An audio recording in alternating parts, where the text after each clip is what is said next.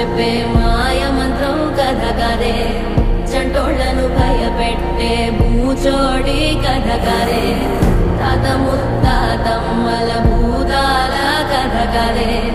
విక్రమాదిత్యుడు చెప్పిన వేదాళుడి కథ కదే దీపము నుండి బియ్యం వచ్చే అల్లావుద్దీన్ కథ కదే ఇది ముడత చర్మం ముసలి చెప్పే కథ లాంటి నిజమే